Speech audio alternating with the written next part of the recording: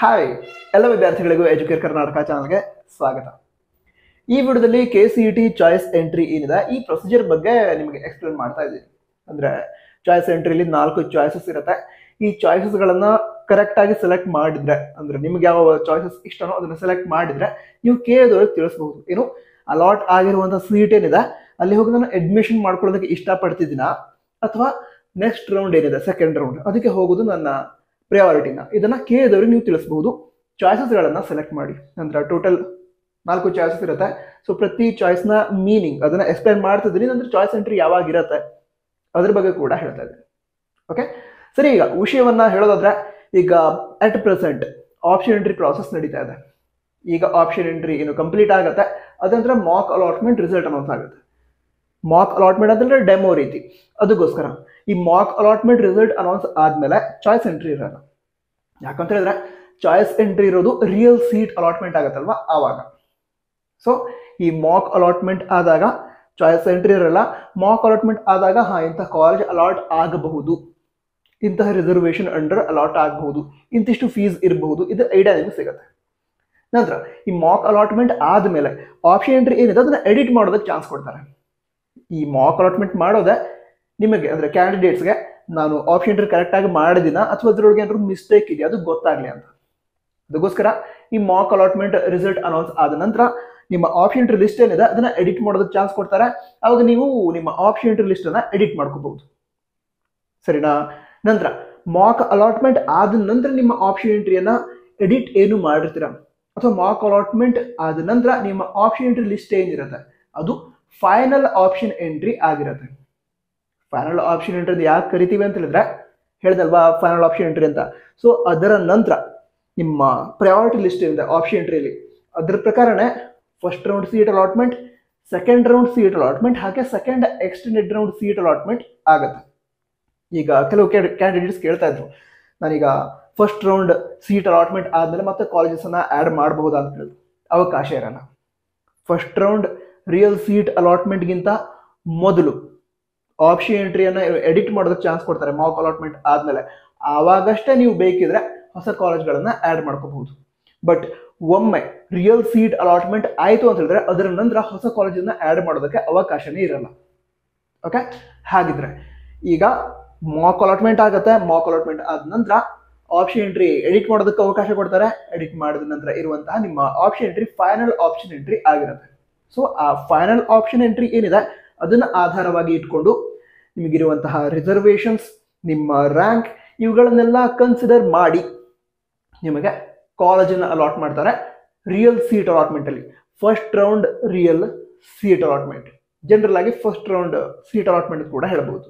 So ಈ first round seat allotment ಅಲ್ಲಿ ಅದೇ ಇಂತಹ ಕಾಲೇಜ್ ಅಲಾಟ್ ಆಗಿದೆ, ಇಂತಿಷ್ಟು ಫೀಸ್ ಇದೆ, ಇಂತಹ ಕ್ಯಾಟಗರಿ ಅಥವಾ ಇಂತಹ ಒಂದು ರಿಸರ್ವೇಷನ್ ಅಂಡರ್ ಸೀಟ್ ಅಲಾಟ್ ಆಗಿದೆ ಅಂತ ತೋರಿಸ್ತಾರೆ ಮಾಕ್ ಅಲಾಟ್ಮೆಂಟ್ ರಿಸಲ್ಟ್ ಚೆಕ್ ಮಾಡಿದಾಗ. ಈಗ ಆ ಮಾಕ್ ಅಲಾಟ್ಮೆಂಟ್ ರಿಸಲ್ಟ್ ಏನಿರುತ್ತೆ ಅದ್ರ ಕೆಳಗಡೆನೆ ಚಾಯ್ಸ್ ಎಂಟ್ರಿ ಅಂತ ಆಪ್ಷನ್ ಇರುತ್ತೆ. ಆ ಚಾಯ್ಸ್ ಎಂಟ್ರಿ ಏನು ಕೊಟ್ಟಿರ್ತಾರೆ ಅಲ್ಲೇ ಇನ್ಸ್ಟ್ರಕ್ಷನ್ ಕೂಡ ಕೊಟ್ಟಿರ್ತಾರೆ. ಏನು ಅಂತ ಹೇಳಿದ್ರೆ ಪ್ರತಿ ಚಾಯ್ಸ್ನ ಮೀನಿಂಗ್ ಏನಿದೆ ಅದನ್ನ ಕರೆಕ್ಟ್ ಆಗಿ ತಿಳಿದುಕೊಳ್ಳಿ. ಅದನ್ನ ತಿಳಿದುಕೊಂಡ ನಂತರ ಫ್ಯಾಮಿಲಿ ಮೆಂಬರ್ಸ್ ಎಲ್ಲರ ಜೊತೆ ಡಿಸ್ಕಸ್ ಮಾಡಿ ಯಾವ ಚಾಯ್ಸನ್ನು ಸೆಲೆಕ್ಟ್ ಮಾಡೋದು ಅಂತ ಡಿಸ್ಕಸ್ ಮಾಡಿ ಅದರ ನಂತರ ಚಾಯ್ಸ್ ಎಂಟ್ರಿ ಮಾಡಿ ಅಂತ ಹೇಳಿರ್ತಾರೆ. ಅದಕ್ಕೋಸ್ಕರ ಗಡಿ ಬಿಡಿಯಲ್ಲಿ ಚಾಯ್ಸ್ ಎಂಟ್ರಿ ಮಾಡೋದಕ್ಕೆ ಹೋಗಬೇಡಿ. ಕಾಲೇಜ್ ಅಲರ್ಟ್ ಆಯ್ತಾ ಸ್ವಲ್ಪ ಯೋಚನೆ ಮಾಡಿ, ಫ್ಯಾಮಿಲಿ ಮೆಂಬರ್ ಜೊತೆ ಡಿಸ್ಕಸ್ ಮಾಡಿ, ಕಾಲೇಜ್ ಹೀಗಿದೆ, ಇಂಥ ಕಾಲೇಜ್ ಅಲೌಟ್ ಆಗಿದೆ, ಇಂತಿಷ್ಟು ಫೀಸ್ ಇದೆ, ಸೊ ಇದನ್ನೆಲ್ಲ ಡಿಸ್ಕಸ್ ಮಾಡಿ ಅದರ ನಂತರ ಈ ಚಾಯ್ಸ್ ಎಂಟ್ರಿಯನ್ನು ಮಾಡಬಹುದು. ಓಕೆನಾ? ನಂತರ ಚಾಯ್ಸ್ ಎಂಟ್ರಿ ಮಾಡೋದಕ್ಕೂ ಕೂಡ ಮಿನಿಮಮ್ ಒಂದು 2 to 3 days ಟೈಮ್ ಅಂತೂ ಕೊಟ್ಟಿರ್ತಾರೆ. ಈಗ ಚಾಯ್ಸಸ್ ಅಲ್ಲಿ 4 ಚಾಯ್ಸಸ್ ಇರುತ್ತೆ ಅಂತ ಹೇಳಿದೆ. ಅದರ ಮೀನಿಂಗನ್ನೇ ಮೇನ್ ಆಗಿ ಎಕ್ಸ್ಪ್ಲೈನ್ ಮಾಡಬೇಕು ಅಂತ ಇರೋದು ಈ ವಿಡಿಯೋದಲ್ಲಿ. ಈಗ 4 ಚಾಯ್ಸ್ ಇರುತ್ತೆ, ಚಾಯ್ಸ್ 1, ಚಾಯ್ಸ್ 2, ಚಾಯ್ಸ್ 3, ಚಾಯ್ಸ್ 4 ಅಂತ. ಚಾಯ್ಸ್ 1 ಅಂದ್ರೆ ಏನು ಹಾಗಿದ್ರೆ ಇದರ ಮೀನಿಂಗ್ ಏನಂತ ಹೇಳಿದ್ರೆ ಈಗ ನಿಮ್ಗೆ ಸೀಟ್ ಅಲಾಟ್ ಆಗಿದೆ, ಇದ್ದ ಕಾಲೇಜ್ ಇಂತಿಷ್ಟು ಫೀಸ್ ಅದೆಲ್ಲ ಡೀಟೇಲ್ಸ್ ಕೊಟ್ಟಿದ್ದಾರೆ. ಈಗ ಆ ಅಲಾಟ್ ಆಗಿರುವಂತಹ ಕಾಲೇಜ್, ಅಲಾಟ್ ಆಗಿರುವಂತಹ ಕೋರ್ಸ್, ಅಲಾಟ್ ಆಗಿರುವಂತಹ ಬ್ರಾಂಚ್ ನನಗಿಷ್ಟ ಇದೆ, ನನಗಲ್ಲಿ ಅಡ್ಮಿಷನ್ ತೆಗೆದುಕೊಳ್ಳೋದು ತುಂಬ ಇಷ್ಟ ಇದೆ, ನಂಗೆ ಬೇಕಾಗಿದ್ದ ಕಾಲೇಜು ಅದಾಗಿತ್ತು, ನಂಗೆ ಅಲಾಟ್ ಆಗಿದ್ದ ಕಾಲೇಜ್ ಕೂಡ ಅದ, ನಾನೀಗ ಅಡ್ಮಿಷನ್ ಮಾಡ್ಕೋತೀನಿ. ಆ ರೀತಿ ಇದ್ರೆ ಅಂತಹ ಕ್ಯಾಂಡಿಡೇಟ್ ಏನು ಮಾಡಬೇಕು, ಚಾಯ್ಸ್ 1 ಸೆಲೆಕ್ಟ್ ಮಾಡಬೇಕು. ಚಾಯ್ಸ್ 1 ಮೀನಿಂಗೇ ಅದು, ಅಂದರೆ ಅಲಾಟ್ ಆಗಿರುವಂಥ ಕಾಲೇಜ್ ನನಗೆ ಇಷ್ಟ ಇದೆ ಅಂತ. ಸೊ ಚಾಯ್ಸ್ 1 ಸೆಲೆಕ್ಟ್ ಮಾಡಿದ ನಂತರ ಏನಾಗುತ್ತೆ ಅಂತ ಹೇಳಿದ್ರೆ ಅಲ್ಲಿ ಫೀಸನ್ನು ಪೇ ಮಾಡೋದಕ್ಕೆ ಆಪ್ಷನ್ ಕೊಡ್ತಾರೆ. ಫೀಸನ್ನು ಪೇ ಮಾಡೋದಕ್ಕೆ ಆಪ್ಷನ್ ಕೊಡ್ತಾರೆ. ನೀವು ಚಲನನ ಜನರೇಟ್ ಮಾಡಿ, ಪ್ರಿಂಟ್ಔಟ್ ತೆಗೆದುಕೊಳ್ಳೋದಕ್ಕಾಗತ್ತೆ. ಇಂತಿಷ್ಟು ಫೀಸ್ ಇದೆ, ಇಂತಹ ಕಾಲೇಜ್ ಎಲ್ಲ ಚಲನ್ ಮೇಲೆ ಕೂಡ ಪ್ರಿಂಟ್ ಇರುತ್ತೆ. ಸೊ ಅದರ ಪ್ರಿಂಟ್ಔಟ್ ತೆಗೆದುಕೊಳ್ತೀರಾ, ಬ್ಯಾಂಕ್ಗೆ ಹೋಗಿ ಫೀಸನ್ನು ಪೇ ಮಾಡ್ತೀರಾ. ಸೊ ಚಾಯ್ಸ್ 1 ಸೆಲೆಕ್ಟ್ ಮಾಡಿದ ನಂತರ ಏನು ಮಾಡ್ತೀರಾ, ಫೀಸನ್ನು ಪೇ ಮಾಡ್ತೀರಾ. ಇಷ್ಟಾದ ಕೂಡಲೇ ಪ್ರೊಸೀಜರ್ ಮುಗಿಲಿಲ್ಲ, ಅಡ್ಮಿಷನ್ ಕಂಪ್ಲೀಟ್ ಮಾಡಬೇಕು. ಸೊ ಫೀಸನ್ನು ಪೇ ಮಾಡಿದ ನಂತರ ನಿಮಗಲ್ಲಿ ಅಡ್ಮಿಷನ್ ಆರ್ಡರ್ ಅಂತ ಜನರೇಟ್ ಆಗುತ್ತೆ. ಓಕೆನಾ? ಈಗ ಹಾಗಿದ್ರೆ ಅಡ್ಮಿಷನ್ ಆರ್ಡರ್ ಅಂದರೆ ಏನು, ಇದನ್ನು ನಿಮಗೆ ಹೇಳೋದಾದ್ರೆ, ಇಂತಹ ಕ್ಯಾಂಡಿಡೇಟ್ಗೆ ಇಂತಹ ಕಾಲೇಜ್ ಇಂತಹ ಬ್ರಾಂಚ್ ಅಲಾಟ್ ಆಗಿತ್ತು, ಅದಕ್ಕೆ ಇಂತಿಷ್ಟು ಫೀಸ್ ಇತ್ತು, ಅದನ್ನು ಈಗ ಕ್ಯಾಂಡಿಡೇಟ್ ಪೇ ಮಾಡಾಗಿದೆ, ಫೀಸನ್ನು ಪೇ ಮಾಡಿ ಆಗಿದೆ. ಅಂತಹ ಕ್ಯಾಂಡಿಡೇಟ್, ಫೀಸ್ ಪೇ ಮಾಡಿದಂತಹ ಕ್ಯಾಂಡಿಡೇಟ್ ಇಂತಹ ಒಂದು ಪರ್ಟಿಕ್ಯುಲರ್ ಡೇಟ್ ಇದೆ, ಆ ಡೇಟ್ ಒಳಗೆ ಕಾಲೇಜ್ಗೆ ಹೋಗಿ ರಿಪೋರ್ಟಿಂಗ್ ಮಾಡ್ಕೋಬೇಕು ಅಂತ ಹೇಳಿರ್ತಾರೆ. ಅದ್ರ ಮೇಲೆ ಇರುತ್ತೆ, ಅಡ್ಮಿಷನ್ ಆರ್ಡರ್ ಮೇಲೆ ಇದು ಲಾಸ್ಟ್ ಡೇಟ್ ರಿಪೋರ್ಟಿಂಗ್ ಅಂತ. ಸೊ ಆ ಡೇಟ್ ಏನಿರುತ್ತೆ ಅದಕ್ಕಿಂತ ಮೊದಲೇ ನೀವು ಯಾವ ಕಾಲೇಜ್ಗೆ ಫೀಸನ್ನು ಪೇ ಮಾಡಿರ್ತೀರ ಆ ಕಾಲೇಜ್ಗೆ ವಿಸಿಟ್ ಮಾಡಿ ನಿಮ್ಮ ಅಡ್ಮಿಷನನ್ನು ಕಂಪ್ಲೀಟ್ ಮಾಡಬೇಕು. ನಂತರ ಮತ್ತೊಂದು ವಿಷಯ ಗಮನದಲ್ಲಿ ಇರಲಿ, ಈ ಅಡ್ಮಿಷನ್ ಪ್ರೊಸೆಸ್ ರಿಪೋರ್ಟಿಂಗ್ ಅಂತ ಹೇಳಿದೆ ಅಲ್ವಾ, ಆ ರಿಪೋರ್ಟಿಂಗ್ಗೆ ಕ್ಯಾಂಡಿಡೇಟ್ ಹೋಗಲೇಬೇಕು. ನೀವೀಗ ಅಲಾಟ್ ಆಗಿರುವಂತಹ ಕಾಲೇಜ್, ಅದಕ್ಕೆ ಚಾಯ್ಸ್ 1 ಸೆಲೆಕ್ಟ್ ಮಾಡಿ ಫೀಸನ್ನು ಪೇ ಮಾಡಿದ್ರೆ ಅಂತ ಹೇಳಿದ್ರೆ ರಿಪೋರ್ಟಿಂಗ್ಗೆ ಕಾಲೇಜ್ಗೆ ಹೋಗೋದಕ್ಕೆ ಪೇರೆಂಟ್ಸ್ ಅಷ್ಟೇ ಹೋಗಲಿ ಆಗಲ್ಲ, ಪೇರೆಂಟ್ಸ್ ಜೊತೆ ನೀವು ಹೋಗಲೇಬೇಕು, ಕ್ಯಾಂಡಿಡೇಟ್ ಇರಲೇಬೇಕು ಅಡ್ಮಿಷನ್ ಸಂದರ್ಭದಲ್ಲಿ. ಓಕೆ, ಸೊ ಇದಿಷ್ಟ ಆಯಿತು ಅಂತ ಹೇಳಿದ್ರೆ ಚಾಯ್ಸ್ 1 ಕ್ಯಾಂಡಿಡೇಟ್ ಏನಿದ್ದಾರೆ, ಚಾಯ್ಸ್ 1 ಸೆಲೆಕ್ಟ್ ಮಾಡಿದಂತಹ ವಿದ್ಯಾರ್ಥಿಗಳು, ಅವರ ಪ್ರೋಸೆಸ್ ಕಂಪ್ಲೀಟ್ ಆದ ರೀತಿ ಆಯಿತು. ಇದರ ನಂತರ ಮತ್ತೊಂದು ಪ್ರೋಸೆಸ್ ಕೂಡ ಇದೆ. ಏನು ಅಂತ ಹೇಳಿದ್ರೆ, ನೀವು ಕಾಲೇಜ್ಗೆ ಹೋಗಿ ರಿಪೋರ್ಟಿಂಗ್ ಮಾಡ್ಕೊಂಡ್ರಿ, ಅದರ ನಂತರ ಲಾಗಿನ್ ಆಗಬೇಕು. ಮತ್ತೊಮ್ಮೆ ಕೇದವರ ವೆಬ್ಸೈಟಲ್ಲಿ ಲಾಗಿನ್ ಆಗಿ ನಾನು ಅಡ್ಮಿಷನ್ ಮಾಡ್ಕೊಂಡಿದ್ದೀನಿ ಅಂತ ಅಲ್ಲೊಂದು ಆಪ್ಷನ್ ಕಾಣುತ್ತೆ, ಅದನ್ನು ಸೆಲೆಕ್ಟ್ ಮಾಡಿದ್ರೆ ನಿಮ್ಮ ಪ್ರೋಸೆಸ್ ಮುಗಿತು, ನಿಮ್ಮ ಅಡ್ಮಿಷನ್ ಆಯಿತು. ನಂತರ ಯಾವ ವಿದ್ಯಾರ್ಥಿಗಳು ಅಡ್ಮಿಷನ್ನೇ ತೆಗೆದುಕೊಂಡಿದ್ದಾರೆ ಚಾಯ್ಸ್ 1 ಸೆಲೆಕ್ಟ್ ಮಾಡಿ, ಅವರು ನೆಕ್ಸ್ಟ್ ರೌಂಡಲ್ಲಿ ಪಾರ್ಟಿಸಿಪೇಟ್ ಮಾಡೋದಕ್ಕಾಗಲ್ಲ. ಯಾಕೆ? ಅಡ್ಮಿಷನ್ ಆಗೋಗಿದೆ, ಅಡ್ಮಿಷನ್ ಆಗಿದೆ ಅಂತ ಹೇಳಿದ್ರೆ ನೆಕ್ಸ್ಟ್ ರೌಂಡ್ಗೆ ಯಾಕೆ ಹೋಗ್ತಾರೆ? ಸೊ ಈ ರೀತಿ. ಹಾಗಿದ್ರೆ ಚಾಯ್ಸ್ 1 ಬಗ್ಗೆ ಕ್ಲಿಯರ್ ಆಯಿತು ಅಂತ ಅನ್ಸುತ್ತೆ. ನಿಮಗೆ ಕ್ಲಿಯರ್ ಆಗಿದ್ರೆ ಕನ್ನಡ ಹೊಸ ತಿಳಿಸಿ, ಚಾಯ್ಸ್ 1 ಬಗ್ಗೆ ಕ್ಲಿಯರ್ ಆಗಿ ಅರ್ಥ ಆಯಿತು ಅಂತ. ಅಕಸ್ಮಾತ್ ಡೌಟ್ ಇದ್ರೆ ಅದನ್ನು ಕೂಡ ಕನ್ನಡ ಹೊಸ ತಿಳಿಸಿ. ಓಕೆ, ಈಗ ಚಾಯ್ಸ್ 2 ಅಂದ್ರೆ ಏನು?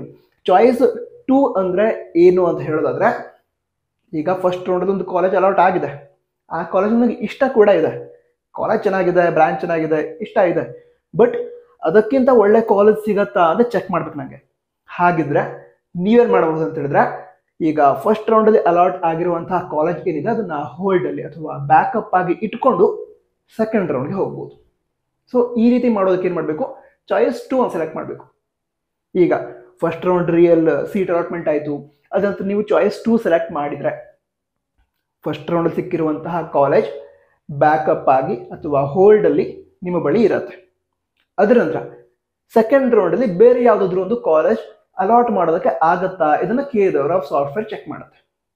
ಈಗ ಸೆಕೆಂಡ್ ರೌಂಡಲ್ಲಿ ಬೇರೆ ಕಾಲೇಜ್ ಅಲಾಟ್ ಆಯಿತು ಅಂತ ತಿಳ್ಕೊಳ್ಳೋಣ. ಸೆಕೆಂಡ್ ರೌಂಡಲ್ಲಿ ಬೇರೆ ಕಾಲೇಜ್ ಅಲಾಟ್ ಆದರೆ ಫಸ್ಟ್ ರೌಂಡಲ್ಲಿ ಹೋಲ್ಡ್ ಇಟ್ಕೊಂಡಿರುವಂತಹ ಕಾಲೇಜ್ ಏನಿದೆ ಅದು ಆಟೋಮೆಟಿಕಲಿ ಡಿಲೀಟ್ ಆಗುತ್ತೆ. ಸೆಕೆಂಡ್ ರೌಂಡಲ್ಲಿ ಬೇರೆ ಕಾಲೇಜ್ ಅಲಾಟ್ ಆದರೆ ಫಸ್ಟ್ ರೌಂಡಲ್ಲಿ ಹೋಲ್ಡ್ ಆಗಿ ಇರುವಂತಹ ಕಾಲೇಜ್ ಏನಿದೆ ಅದು ಆಟೋಮೆಟಿಕಲಿ ಡಿಲೀಟ್ ಆಗುತ್ತೆ. ಸೆಕೆಂಡ್ ರೌಂಡಲ್ಲಿ ಸಿಕ್ಕಿರುವಂತಹ ಕಾಲೇಜ್ ಏನಿದೆ ಅಲ್ಲಿ ಹೋಗಿ ಅಡ್ಮಿಷನ್ ಮಾಡ್ಕೋಬಹುದು. ಇಲ್ಲದಿದ್ರೆ ಸೆಕೆಂಡ್ ಎಕ್ಸ್ಟೆಂಡ್ ರೌಂಡ್ ನೆಕ್ಸ್ಟ್ ರೌಂಡ್ಗೆ ಕೂಡ ಹೋಗೋದಕ್ಕೆ ಅವಕಾಶ ಇರುತ್ತೆ. ಓಕೆನಾ?